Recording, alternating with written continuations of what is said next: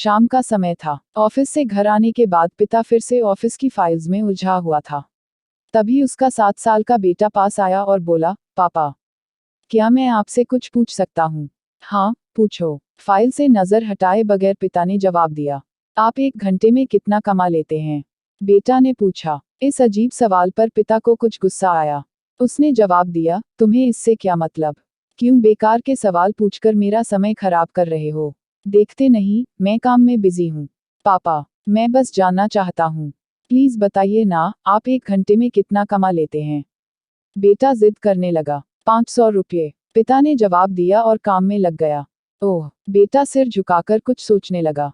फिर सिर उठाकर बोला, पापा, आप मुझे 300 रुपये उधार दे सकते हैं?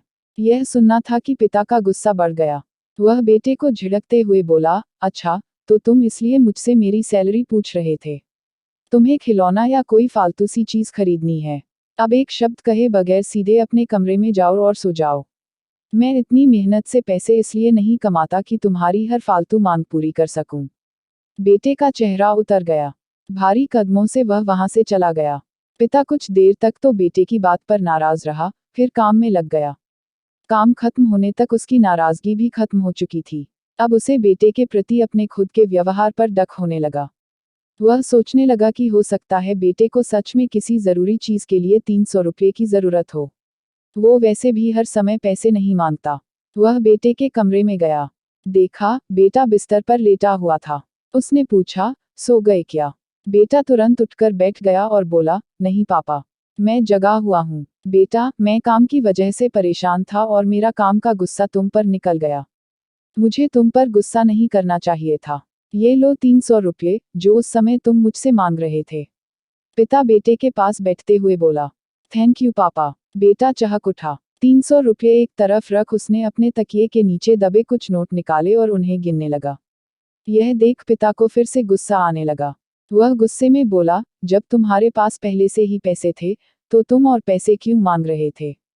क्योंकि मेरे पास पूरे पैसे नहीं थे पापा, अब हैं। बेटे ने मासूमियत से जवाब दिया, पापा ये लीजिए 500 रुपये। क्या इससे मैं आपका 1 घंटा खरीद सकता हूँ?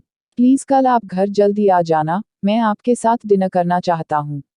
बेटे की बात सुनकर पिता अवाक रह गया। हम पैसे कमाने की जद्दोजहद में इतने ज्यादा व्यस्त हो जाते हैं कि हमारा परिवार पीछे छूट जाता है। हमारे पास अपने परिवार और प्रियजनों के साथ बिताने के लिए समय ही नहीं होता। समय धीरे धीरे हमारे हाथ से फिसलता चला जा रहा है और बीता समय कभी वापस नहीं आएगा। ऑफिस में हमारा रिप्लेसमेंट बड़ी ही आसानी से ढूंढ लिया जाएगा, लेकिन परिवार का कोई रिप्लेसमेंट नहीं है। अपने परिवार को महत्व दें। और ऐसे ही धार्मिक किस्सों के लिए हमारे चैनल वैदिक ज्ञान को सब्सक्राइब करना न भूलें। धन्यवाद।